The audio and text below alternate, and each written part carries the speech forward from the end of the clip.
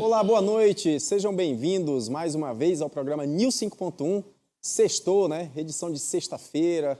É todo mundo descontraído aqui. Tem surpresa, como eu havia falado durante a semana. A gente ia entrevistar... Entrevistar não, né? Aqui é um bate-papo. É um bate-papo descontraído com o Coronel Jefferson, que é o secretário da Saúde do Estado de Rondônia. Então, você que quer participar, mande mensagens. Mande mensagens respeitosas, né? Eu sempre peço que aqui a gente não quer usar o programa para ofensa e ele não está aqui para ser, de alguma forma, agredido, a sua honra ou a sua moral. Todos os participantes aqui, eu sempre peço no início do programa para que tenha respeito, para que não agrida, para que fazer crítica pode fazer. Aliás, a gente sempre defende aqui a liberdade de expressão. Então, você tem a liberdade de fazer críticas, enfim, mas de forma muito respeitosa, sem levar para cunho pessoal, mas sem ofender a moral e a honra de ninguém. E, aliás, esse programa ele é feito para você. A gente agradece, antes de mais nada, a audiência maravilhosa que o programa News 5.1 tem e já pede para você participar pelo telefone que está ali, ó, abaixo da tela. É o 99910-5151. Mande mensagem. Aliás, aqui hoje a gente tem duas enquetes aqui, né? Tem as mensagens que vocês irão mandar para o Coronel Jefferson e tem a pergunta que é a abertura do programa que vai ficar para depois. Mas eu já vou perguntar para você também pensar aí de que forma que você vai responder e vai interagir com os participantes daqui a pouquinho. E a pergunta é o seguinte, ó, você concorda com o ministro André Mendonça que defende a regulação das redes sociais pelo Congresso? Ou seja, o ministro está defendendo que isso cabe ao Congresso. Ele se manifestou no seu voto, aliás, um voto muito prolongado. Então, essa é a enquete de abertura e daqui a pouco, depois do bate-papo que a gente tiver com o Coronel Jefferson, você vai poder responder. E sem mais delongas, né, porque a gente não pode perder tempo para poder explorar ao máximo a presença do nosso secretário aqui no nosso estúdio, eu vou abrir fazendo uma pergunta para o Coronel. Coronel Jefferson, primeiramente é um prazer enorme tê-lo aqui na nossa bancada. É uma honra participar desse programa. Aliás, a Rema TV está de parabéns. Eu parabenizo toda a equipe da nossa emissora, né, através da Françoise Almeida, é uma pessoa de uma competência descomunal. E quero agradecer. A Rema TV ela tem essa credibilidade, o respeito de a gente convidar as pessoas e as pessoas prontamente aceitarem, como foi o caso do Coronel Jefferson. Coronel, eu vou abrir o programa te fazendo uma pergunta.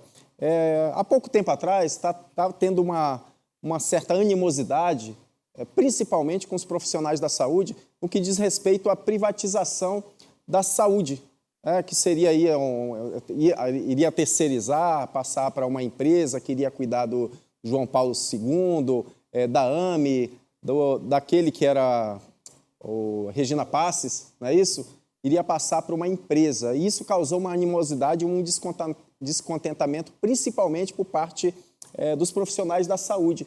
E a gente queria que o senhor pudesse explicar para a nossa audiência como que isso aconteceu, quais são os benefícios que, porventura, essa medida possa trazer para o nosso Estado e os profissionais, se eles ficarão prejudicados, se não haverá mais concurso público. Existe uma série de questionamentos em relação a essa decisão de privatizar parte aí da saúde pública. E eu queria que o senhor pudesse falar um pouco para a população, o mais breve que o senhor puder, para a gente poder fazer outras perguntas. Eu sei que o senhor tem uma dinâmica e já está acostumado já com essas perguntas, então já vou te deixar dar boa noite e te deixar à vontade aí para responder esse primeiro questionamento.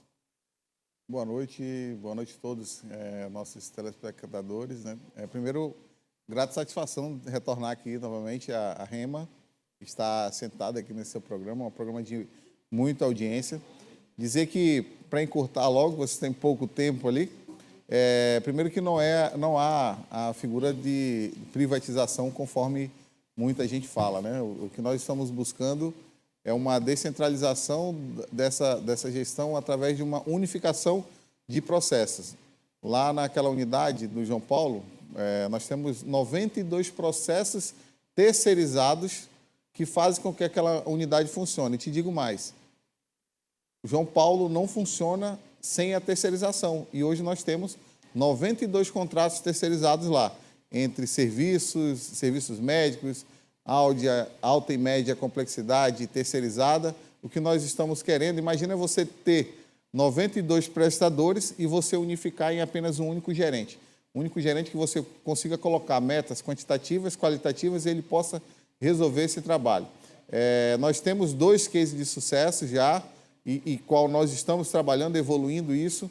Nós temos Guajará-Mirim, por exemplo, que foi exatamente esse modelo construído e está lá dando um resultado muito satisfatório para a população e para todo o estado de Rondônia. Temos também Vilhena, onde nós estamos com esse modelo também que está sendo trabalhado. O principal é buscar a eficiência nos processos.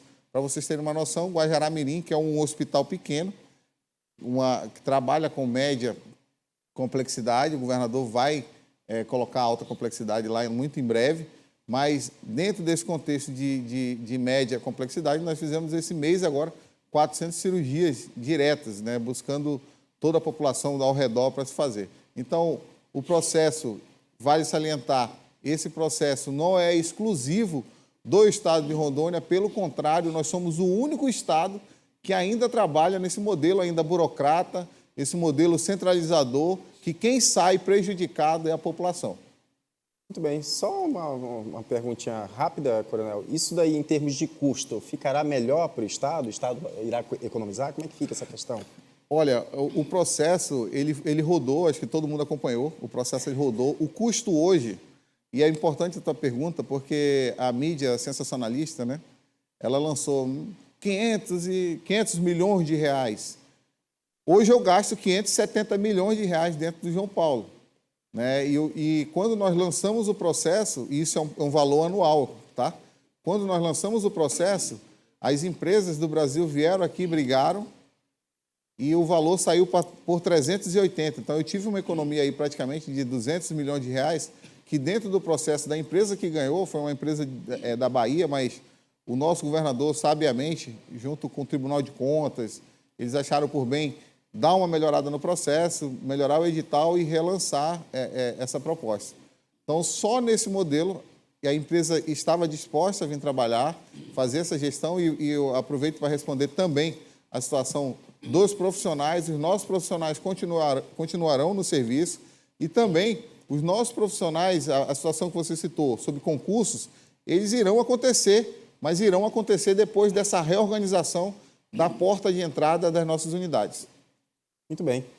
Quero aproveitar aqui, Coronel, que quem não sabe, eu sou usuário do SUS.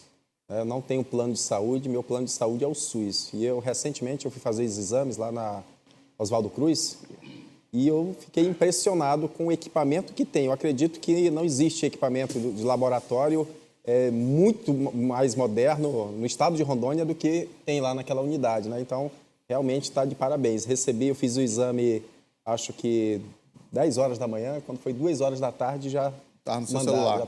Já estava disponível pelo aplicativo. Então, parabéns. Vou convidar aqui o participante Irã Castiel. Irã, seja bem-vindo, é uma honra tê-lo aqui na nossa bancada. Fique à vontade aí para fazer a pergunta para o nosso convidado. Perfeito. Primeiro, boa noite quem está em casa.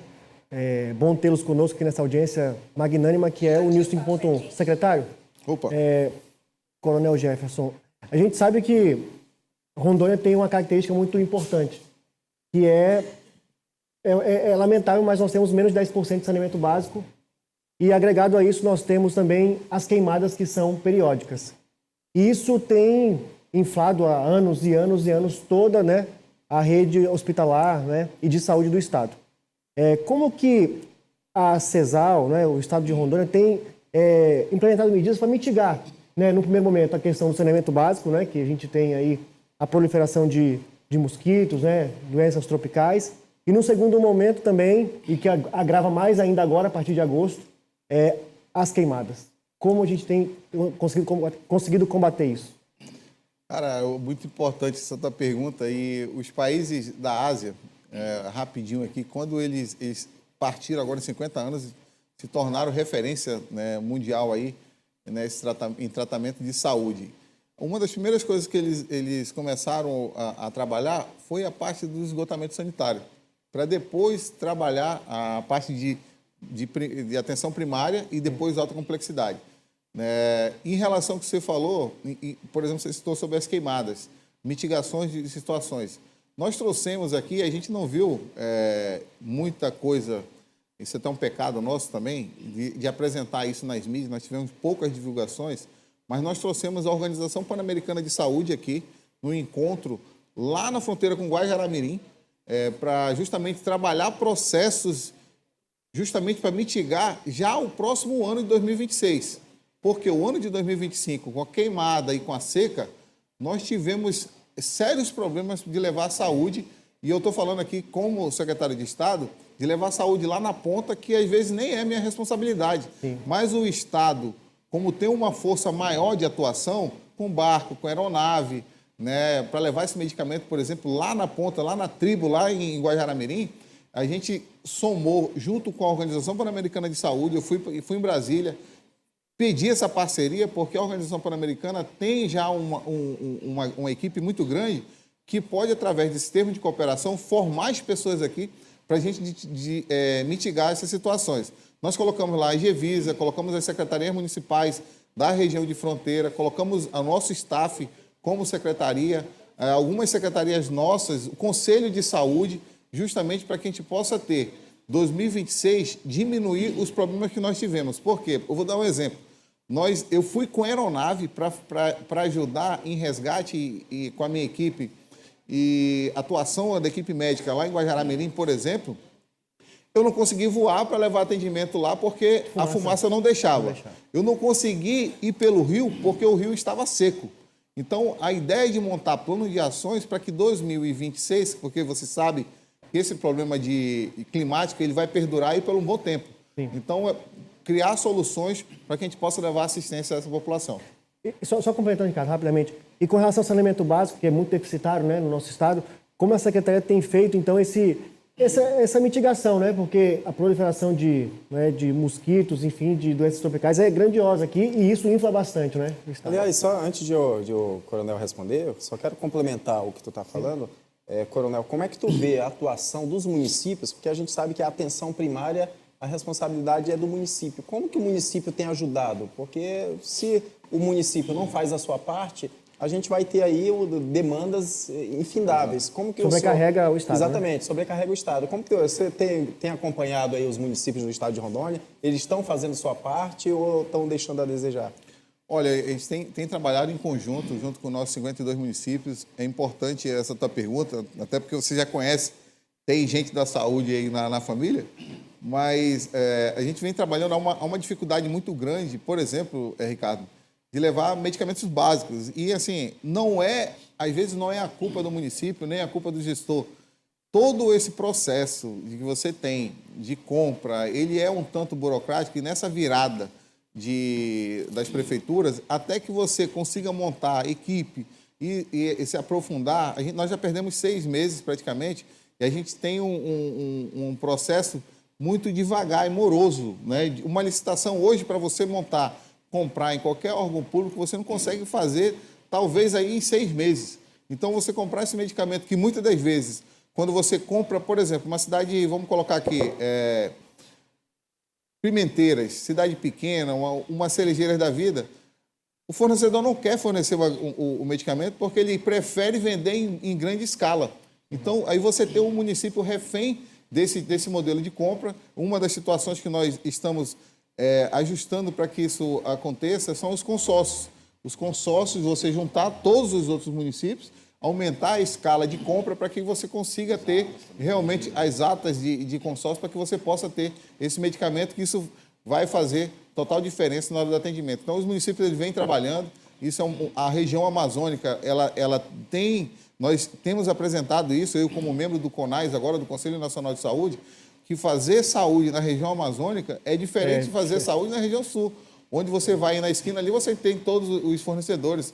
Aqui você tem toda uma logística e o nosso estado, ele não é um estado maravilhoso, que ele é um estado rodoviário. Você imagina parte do Pará, parte do Amazonas, que é tudo por rio, né, para você fazer essa logística ou de aeronave. Então, esse período, esse trabalho de se fazer essa atenção primária, a gente vem trabalhando com os municípios, fortalecendo.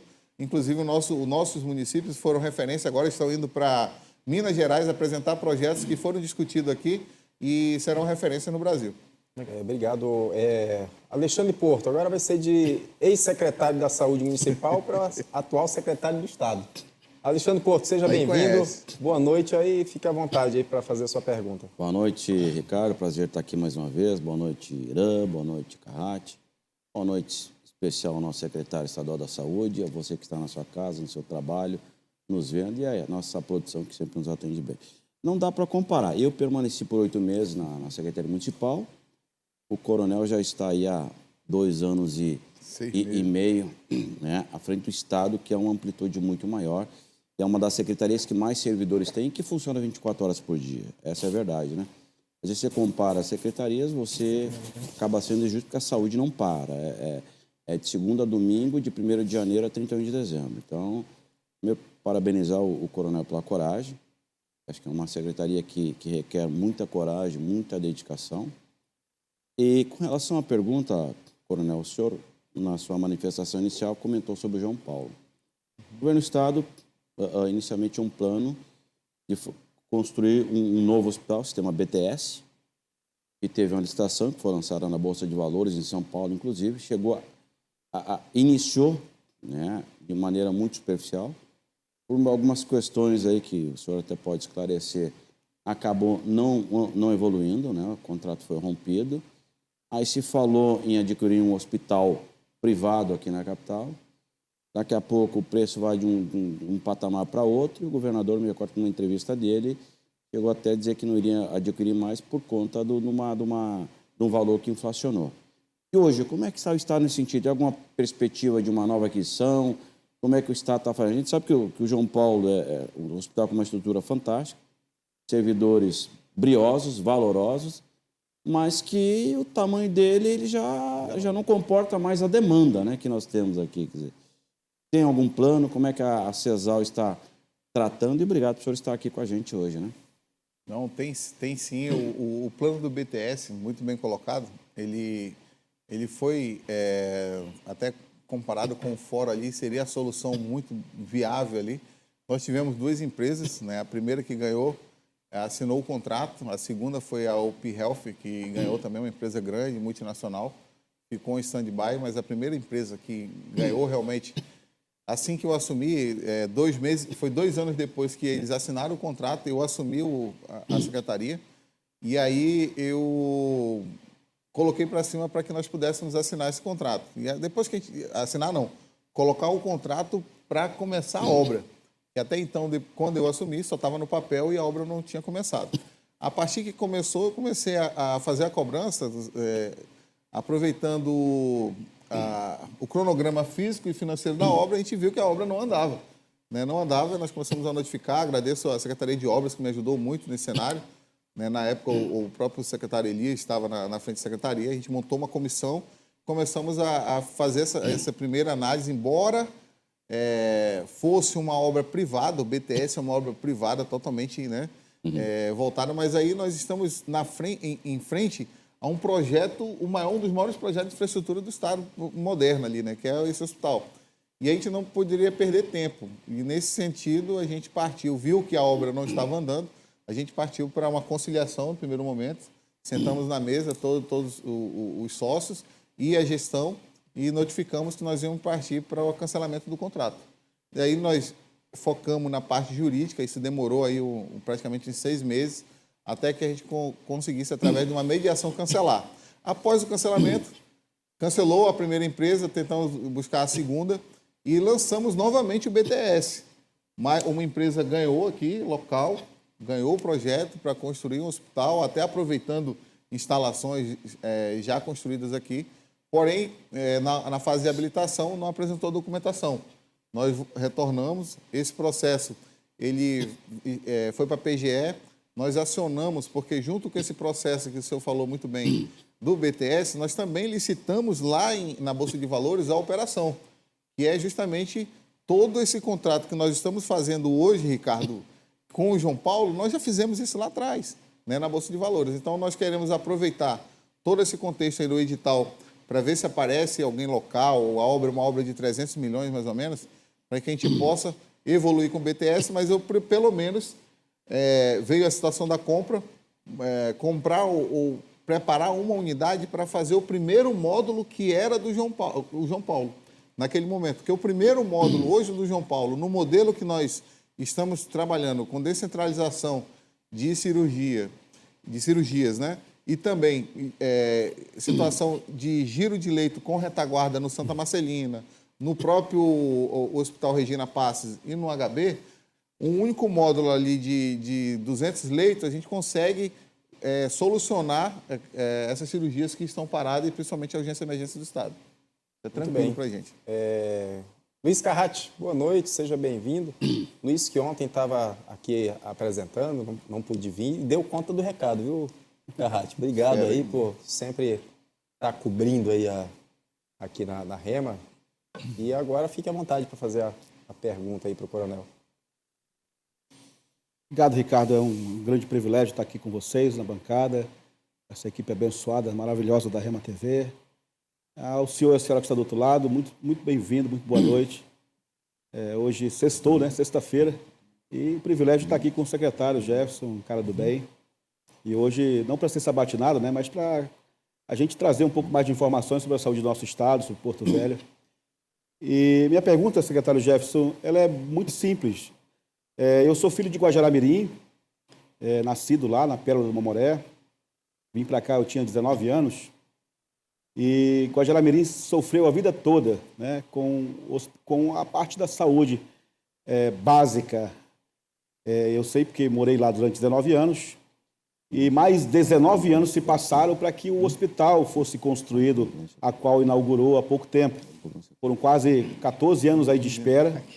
3 governos praticamente se passaram aí. Quando eu falo do governo, são 4, 8, 12 anos, né? Se passaram. E graças a Deus aí, na conjuntura da sua pasta, do governador atual, Marcos Rocha, e de vários deputados, o hospital saiu. A minha pergunta é: quantos hospitais a mais a CESAL, na sua súmula ali, na discussão diária de vocês devem ter os planejamentos? Quantos mais hospitais tem aí para ainda o final da gestão do governador Marcos Rocha, para começar a construir, para ser entregue no estado de Rondônia? Qual é esse planejamento que é muito importante para o estado? E a gente sabe, algumas cidades já têm hospitais, mas muitas regiões estão carentes, necessitadas, como Guajará passou por quase 15 anos sem hospital. Então, dentro da nossa reestruturação, dentro do nosso planejamento estratégico de saúde ali, nós temos 2 situações de avanço ali que a gente precisa ainda construir. Além do próprio euro, desse módulo, o módulo João Paulo II, esse módulo é uma questão de honra, a gente finalizar ele, dar dignidade aos nossos servidores que estão ali dentro, labutando diariamente, há anos ali, e principalmente criar uma estrutura maior, mais adequada para que a gente possa receber os nossos pacientes ali. Criar um modelo de porta de entrada que possa realmente dar vazão à grande quantidade, principalmente aqui nessa região da Macro 1, na situação do próprio acidente de trânsito, né, que é um gargalo nosso de ortopedia. Nós temos esse modelo, Guajará-Mirim, que você citou muito bem, nós queremos trabalhar com ele, tanto na Macro 2 como aqui na Macro 1. Hoje nós visualizamos, Carrati, que não é a estrutura de construir, mas de organizar e reestruturar esse serviço. Nós temos muito serviço sendo executado e alguns serviços que a gente busca centralizar para executar para a população, como a própria ortopedia, a parte de urologia, descentralizar. A gente visualiza que não é o caso de se construir mais unidades ainda. Construir dentro do serviço de saúde, construir é a parte mais fácil que você tem. Embora a gente não tenha avançado nessa situação do próprio euro por questões, empresa que ganhou, a empresa que não conseguiu construir, a gente teve que licitar todo o Brasil. O Brasil é um canteiro de obras paradas, nós não vamos desistir, vamos continuar com o processo para tentar desenrolar essas unidades, mas a operação de um hospital é a parte mais cara dentro do orçamento público. Você tem uma noção, o próprio Guajará-Mirim, o hospital no tamanho de Guajará-Mirim, ele custa em média de 45 a 50 milhões de reais. A operação dele é o dobro por ano, o dobro por ano. Né? Operacionalizar o serviço de saúde é a parte mais cara dentro do montante do serviço. Você tem estruturas para se fazer saúde, você consegue fazer até nos hospitais de campanha. A operação, os especialistas, trazer toda essa equipe para se trabalhar é a parte mais complexa, principalmente do ponto de vista orçamentário. Então, nós queremos ainda, isso está no projeto e, se Deus quiser, o governo federal vai nos ajudar em relação a isso, porque foi um projeto apresentado, nossas maternidades, porque nós temos hoje, nós somos braço forte e mão amiga de todo o oeste do Brasil aqui. E nós temos uma dificuldade muito grande ainda na alta complexidade em gestação, na macro 2, pacientes que ainda se deslocam, embora nós, nesse período, nós abrimos 4 leitos GAR, que a gente chama, para gravidez de alto risco, lá em Vilhena, lá em Ji-Paraná, justamente para descentralizar, mas nós queremos montar uma maternidade na região da macro 2, justamente para a gente evitar que esses pacientes subam. Nós temos neonatologia já implantada lá na macro 2, Ji-Paraná, Ouro Preto e em Vilhena, que nós queremos descentralizar esses hospitais materno-infantil. O que o estado de Rondônia cresceu muito, foi matéria dos jornais aqui, os jornais até pelo Ministério, o estado de Rondônia conseguiu diminuir a quantidade de mortalidade materno-infantil, mas a gente quer evoluir nesse cenário. Uma outra unidade que a gente visualiza é aquela unidade vocês sabem, jornalistas estão muito mais tempo do que eu, o estado de Rondônia recebeu, em 2018 para 2019, 100 milhões de reais para a construção do hospital, que era o primeiro protótipo do euro, que o senhor passou pelo município, deve lembrar. E aí, nesse cenário dos 100 milhões, esse recurso ele meio que foi perdido, nós entramos na justiça para resgatar esse recurso. Há mais ou menos um mês, o TRF devolveu para o Estado esse recurso, nós estamos finalizando o projeto, uma unidade de 17 mil metros quadrados, lá atrás, ali onde eram aquelas estruturas abandonadas, atrás do hospital de base, lembra aquelas colunas ali? O projeto, nós vamos fazer isso ali atrás, o projeto junto, nós temos uma parceria com a UNOPS, para tentar entregar mais essa unidade. Vai ser uma unidade de especialidades. Né? No primeiro momento, uma unidade de especialidade, conforme era o projeto lá de 2018. A satisfação para a gente foi tentar resgatar esse recurso, são 100 milhões que seriam devolvidos para a União, e a gente tentou, graças a Deus, o TRF conseguiu deixar esse recurso aqui, a gente vai construir mais essa unidade. Com isso, aumentar a capacidade instalada aqui na Macro 1. Secretário, você mencionou a questão do euro, aliás, o euro é objeto de discussões até hoje, né? Existe uma pressão muito grande em cima do governador, até porque isso foi promessa de campanha. E não conseguir entregar o euro, de uma certa forma, não faz com que o governo tenha um desgaste, mesmo a população não entendendo das burocracias, por exemplo, parece que o governo, depois de várias tentativas de resolver o impasse, resolveu rescindir com a empresa Vigor. Vigor, exatamente. E aí, o que acontece? Aí, qual é a medida? O governo, inclusive, já cogitou comprar um hospital pronto.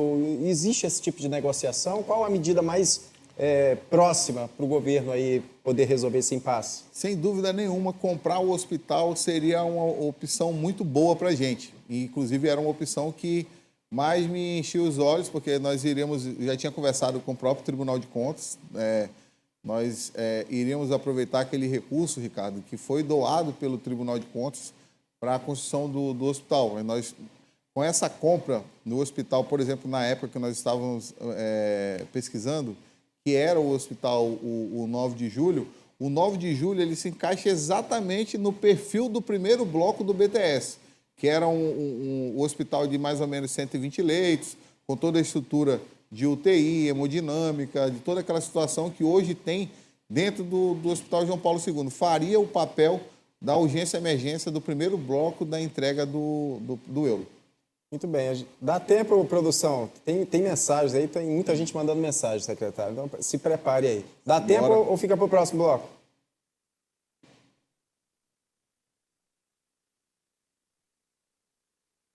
Olha aí, ó.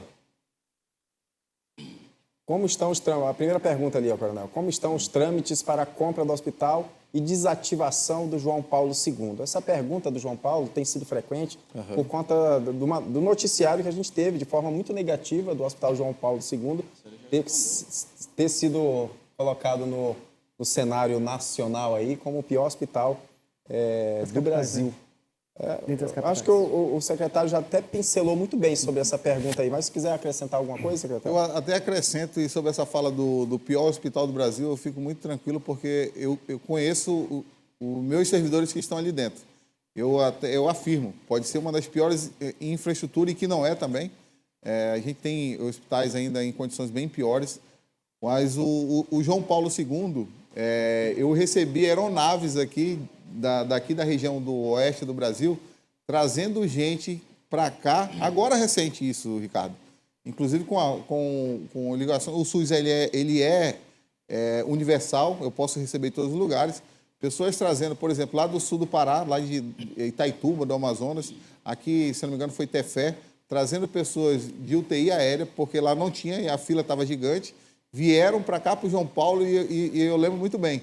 Eu falei, pode trazer, que entrar no João Paulo, a gente já entra com cateterismo primário, se precisar, faz angioplastia, e se precisar, o HB está pronto para botar o cateterismo. E a gente conseguiu fazer isso, eu lembro muito bem, uma semana depois, essa paciente estava de alta e voltou para casa. O marido pagou R$70 mil de UTI aérea e trouxe essa paciente para cá. Então, é um hospital que realmente a infraestrutura ela é um pouco precária, mas os nossos profissionais lá dentro resolvem essa situação da urgência e emergência. E é interessante essa tua fala, justamente porque o João Paulo II, e isso nós vamos mudar, o Alexandre Porto está aqui, é uma situação que a gente vai ajustar isso. Nós temos uma unidade de decisão clínica lá, chamada UDC. O paciente fica ali naquele saguão, aquelas 10, 15, 20 pessoas aguardando para ter uma decisão se ele vai ser internado ou não. Isso não cabe ao João Paulo. O João Paulo ele é um hospital preparado para urgência e emergência de alta complexidade. É o baleado, esfaqueado, a sepse, o AVC, o infarto agudo do miocárdio. Então, eu não tenho que ter aquelas pessoas ali. E isso nós estamos ajustando com a prefeitura. Essa decisão clínica ela tem que ficar no outro patamar e o João Paulo ele tem que trabalhar naquilo que é o mistério que ele faz melhor os nossos profissionais. É nesses casos graves. Aliás, secretário, só para eu te passar uma informação, há um tempo atrás, há uns meses, poucos meses, 4 meses atrás, minha filha passou mal, aí eu levei no João Paulo, aí perceberam que ela estava, o problema dela era vesícula. E rapidamente fizeram exames, enfim. Tomografia? Exatamente, ela foi submetida à cirurgia, fez a cirurgia, voltou no dia seguinte para casa e está muito bem. Então, realmente, eu tenho que reconhecer que a equipe que tem, a equipe técnica que tem, os médicos, os enfermeiros, enfim, todos os profissionais da saúde pública, tanto do João Paulo, do Hospital de Base, agora que eu tive recentemente no Oswaldo Cruz, são pessoas assim de excelência. Então, a equipe, eu acho que peca na questão da estrutura, porque eu acho que está muito pequena para tanta demanda. Já deu, né, Ricardo? Sem falar, Exatamente. Ricardo, que o João Paulo, né, e isso é bom falar também, atende o Cone Sul do Mato Grosso, todo o estado Sul de do Rondônia, Bolívia. Amazonas, Bolívia. E assim, é um milagre realmente que aquela estrutura faz. Isso aí Dá pra é complementar essa fala fato. dele? E mais ainda, só me permite, e além de tudo isso, atender uma coisa e receber por isso é outra, não recebe. E é importante o secretário falar, algumas informações, se eu estiver errado me corrija, a média de pessoas que utilizam plano de saúde particular no Brasil é 28%, Rondônia é 14%. Significa que, se eu não estiver errado, tem muito mais gente em Rondônia utilizando o SUS que a média do país inteiro. E fala para a gente aí, secretário, há quantos anos não é atualizada a tabela do SUS? Fala, pessoal, quanto é que o Estado recebe por uma cirurgia? Cita um exemplo da cirurgia, se eu lembrar do valor aí, claro que são muitas informações, né? Para a população ter uma noção dos valores pífios que são pagos por cada procedimento. Essa fala é interessante, principalmente quando a gente recebe aquelas pessoas que, os paladinos da justiça, né, que gostam de falar, isso é falta de gestão, né? Eu recebo ali para fazer vai pegar uma vesícula ali, uma consulta é R$10. Qualquer pessoa que for fazer uma consulta de cirurgia geral aí vai pagar quanto? 300, 400, 500 reais. Mas o SUS ele tem que fazer por 10. Nós temos um stent colocado na cirurgia cardíaca que o SUS ele não cobra, ele cobra, é 0,800 praticamente, o stent. Nós fizemos uma tabela complementar justamente para ampliar a cirurgia cardíaca no estado, que já está na SUPEL para lançar, isso trabalhado com a Sociedade Rondoniense de Cardiologia, para a gente evitar que esses pacientes cheguem aí para fora do estado, né, fomentar a tecnologia aqui dentro do estado. Esse valor, que praticamente é pago zero, irrisório no SUS, a gente vai pagar R$80 mil. R$80 mil para pagar uma cirurgia, né? O exame ali, que a gente faz o exame hemograma, essas coisas todas ali, é centavos, né? 20 centavos ali, quanto que a gente paga ali fora, né, em qualquer laboratório. Então, essa tabela SUS, e eu vou acrescentar ainda mais, Alexandre, a tua situação, que eu mandei para o Chico Holanda, ele estaria aqui, ele me pediu uma informação, eu mandei para ele. Mandei a informação do SUS, não foi uma mensagem criada pela gente, o DERAC, que é o Departamento de Regulação do Ministério da Saúde, ele mandou lá numa nota, os estados que mais cresceram em cirurgias eletivas no Brasil. Aliás, coronel, produção, esse que o coronel está falando, eu mandei para vocês aí, coloca na tela. Nossa, Eu pedi para coloca, que é exatamente isso que ele está falando aí, que aí ele já aproveita o embalo. As eletivas aumentaram muito, né, secretário? aproveita a fala do Alexandre, Isso. exatamente. Sobre as eletivas aumentaram muito, né, secretário? Nós fizemos 150 mil cirurgias e o nosso crescimento... Aí, ó, coronel. O nosso crescimento foi 47%. Isso não é um dado meu ali, que o pessoal consegue ler ali, ó, né, na tabela 3, ó, apresenta a taxa de expansão de cirurgias eletivas por unidade federativa durante o período, né, de 2024. Rondônia está em primeiro lugar. Rondônia em primeiro lugar. Seguido por Santa Catarina. Santa Catarina, desculpa. Santa Catarina. 1,47, ou seja, aumentou 47%. 47%. E Santa Catarina, 40%. 40%. Aí Põe a próxima. Aí, ó, tá aí, ó. Os estados que mais cresceram. Claro que proporcional, mas nós crescemos 47%, ou seja, nós praticamente, né, tivemos uma evolução gigante, e isso a gente vê, não é o melhor do mundo, dos cenários, mas a gente aumentou a quantidade de população que está recebendo cirurgias. Isso graças ao quê? Graças ao programa que o governador implantou aqui, chamado Compartilhando Saúde, graças à descentralização de saúde ao terceirizado. Hoje nós acabamos de assinar agora com Santa Marcelina, ortopedia, uro, vascular, assinamos com Aí, ó, coronel, aí o ranking. assinamos com o Hospital das Clínicas, que vai fazer cirurgia. Hoje eu estava com o doutor Andrei lá no Protocordes, que vai também pegar cirurgias conosco lá. Outra pessoa fantástica, doutor André. Exatamente. Então, essa credibilidade que a CESAL está pegando, está trazendo essas empresas que estão dando vazão para a nossa população. Então, o paciente vai entrar na nossa urgência e emergência, dependendo do caso grave, igual da sua filha, Ricardo, se for uma situação eletiva, a gente consegue canalizar para esses parceiros aí e fazer a cirurgia. Muito bem. Pessoal, dá tempo de mais perguntas ou deixa para depois do intervalo? Ricardo, só para ajudar o secretário aqui. Vamos lá, tem mais uma pergunta aí, ó, secretário. Quais as medidas para agilizar as cirurgias, sejam ortopédicas, oftalmológicas e demais? Ortopédica, que eu acabei de citar aqui, nós estamos trazendo agora, além do nosso Hospital de Retaguarda Regina, que hoje ele é um hospital voltado para cirurgias ortopédicas, nós estamos trazendo o Santa Marcelina para fazer ortopedia, só ortopedia, nós estamos trazendo o Protocordes, o 9 de julho vai pegar ortopedias, e também CAICAR, que é do Dr. Caluan, junto com o SAMAR, vão fazer também cirurgias ortopédicas. As cirurgias oftalmológicas, nós temos um programa aqui, e isso é incompetência nossa, porque já era para ter mostrado, o governador até colocou o nome, o nosso governador, Coronel Marco Rocha, colocou o nome chamado Programa Enxerga Rondônia. Nós já fizemos mais de 20 mil procedimentos e nós não tivemos nenhuma intercorrência. Por quê?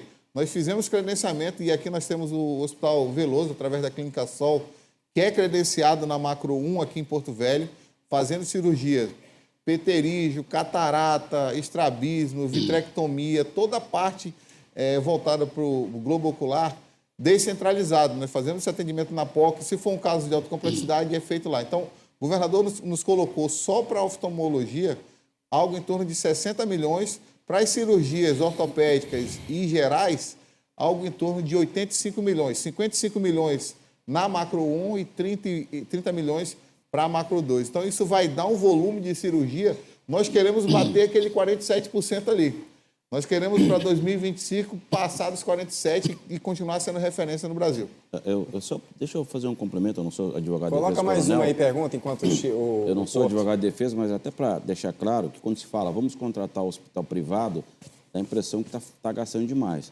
Mas para fazer essa contratação, é necessário que o ente privado aceite o valor da tabela do SUS. Ou seja, você não vai ter acréscimo nenhum a mais do ponto de vista financeiro. Pelo contrário, vai ter até uma redução de custo, porque fazendo dentro de casa, você gasta com energia, com insumos, e lá já está tudo incluso na tabela do SUS. É isso, coronel? Respondendo a tua pergunta, você, por conhecer o caso, o coronel Marco Rocha, ele aceitou uma proposta que nós fizemos logo no início de 2023, fazer uma tabela SUS Rondônia. Também competência nossa era para ter mostrado isso já para a mídia, uma tabela SUS Rondônia.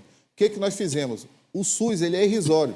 Então, você pega ali um procedimento, por exemplo, a consulta, R$50 ali, ou R$10 para você fazer uma consulta ortopédica. A gente, para o privado, para o volume, nós estamos pagando aqui a 3,17 do valor. Então, nós pagamos, tu tem a consulta inicial, 3,17. Tu tem a consulta pré-operatório, 3 vezes 0,17 valor. E na cirurgia, dependendo do valor, 3,17 e o retorno 3,17.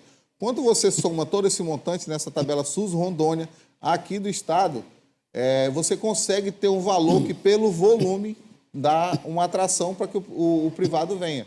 Então, nesse cenário, é o mesmo modelo para a cirurgia cardíaca. Nós trabalhamos uma tabela complementar, o SUS tem um valor, e você falou desde quando que não é atualizado, é desde a época do Fernando Henrique. Eu sempre cito, Alexandre, quanto que era uma Coca-Cola lá em 2002 e quanto que está a Coca-Cola hoje. Né? Mas eu tenho que fazer as cirurgias... Eu sabia desde 2007, secretário. Pois é. Desde 2007. Então, esse valor é uma tabela nossa, eu posso depois mandar para você, Ricardo, para vocês olharem ali.